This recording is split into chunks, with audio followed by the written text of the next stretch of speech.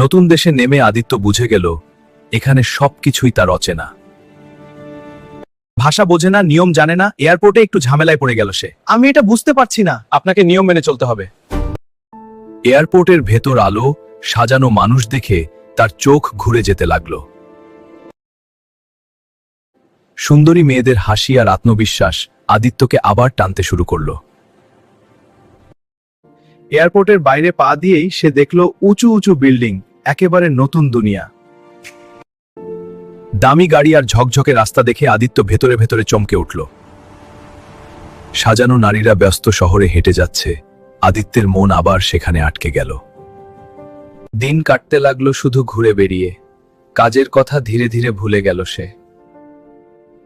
নারীদের সাথে কথা, হাসি ঠাট্টা, পুরনো স্বভাব আবার ফিরে এলো।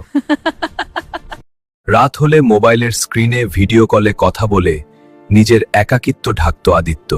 দিনে গাড়ি নিয়ে ঘোরা, হোটেলে খাবার, খরচ বাড়ছিল, চিন্তা নয়।